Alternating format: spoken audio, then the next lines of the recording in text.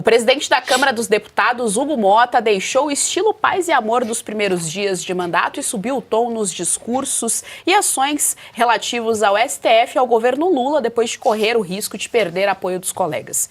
Recentemente, Motta fez 2 gestos mais fortes para manter sua base de apoio. No primeiro gesto, o Motta determinou que a perda do mandato da deputada Carla Zambelli pela condenação do STF será decidida pelo plenário. Depois, o presidente da Câmara de avançar com 2 projetos de decreto legislativo para derrubar normas de Lula, como o pacote de Haddad para aumento de impostos, incluindo o IOF, e também o embate na execução de emendas parlamentares.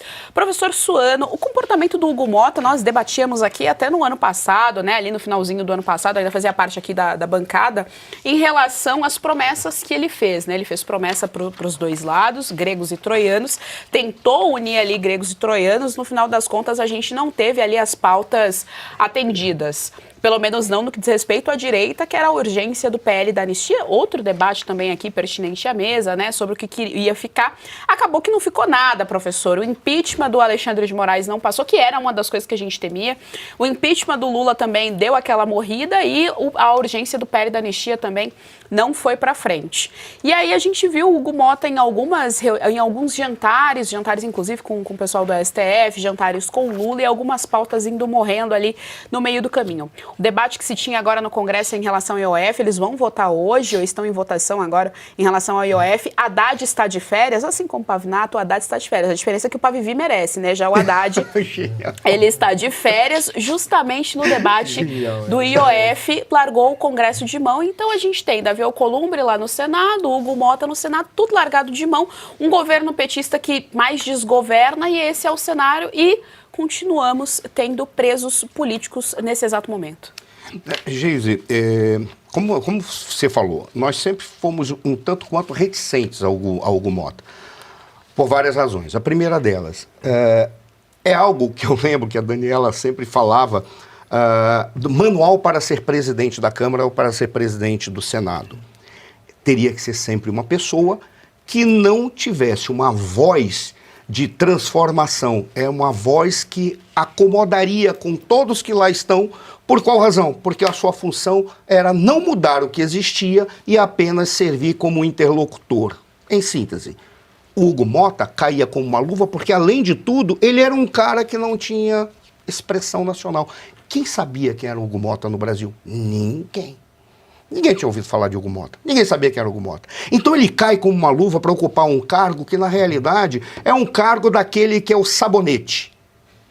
Às vezes, alguns são medíocres, outros não são, outros são só calados. E, no caso dele, tem uma série de capivaras que ele tinha consigo.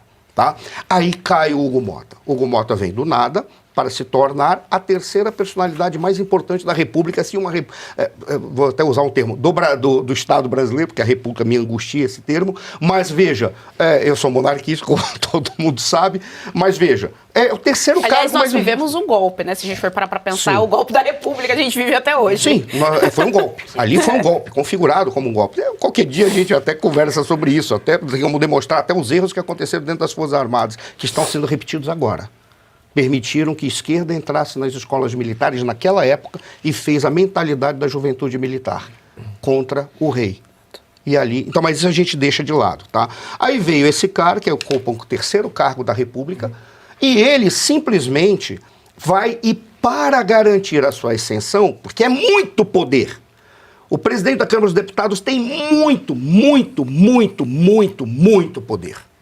E ele ocupa... E ele sai negociando com todo mundo. Nós já sabíamos, quem reza para Deus e para o diabo, um dos dois vai estar enganando. É óbvio que o diabo faz uma coisa que Deus não faz. Deus observa e quer o equilíbrio. O diabo vai e compra, como se estivesse atuando dentro de um prostíbulo. E ele, é óbvio que ele ia ficar do lado do diabo. Não preciso dizer a quem estou me referindo, ao governo.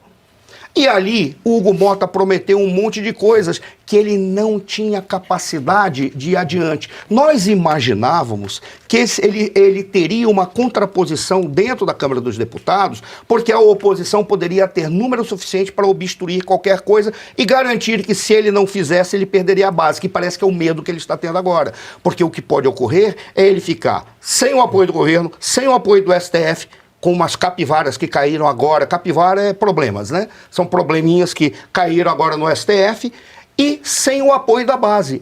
Pode acontecer dele ser o presidente da Câmara mais esvaziado da história.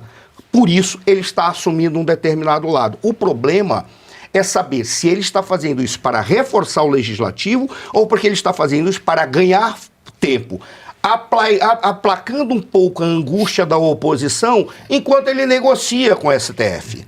Porque ele também quer isso.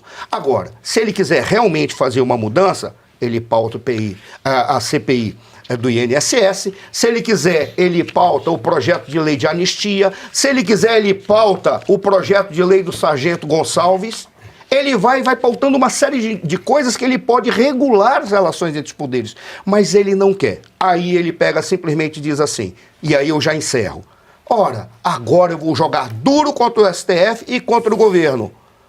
Qual é a razão pela qual ele está fazendo isso? Isso é o que me entristece.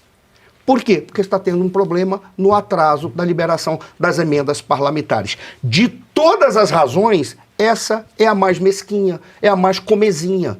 Não estou dizendo que o povo não mereça e que os deputados não merecem executar, porque esse é o nosso sistema. Mas eu preferia que ele estivesse peitando o governo, estivesse peitando o STF, por razões de Estado, por razões de sociedade brasileira, pelas razões do equilíbrio entre os poderes e pelo respeito à sociedade. Mas não é o que está acontecendo.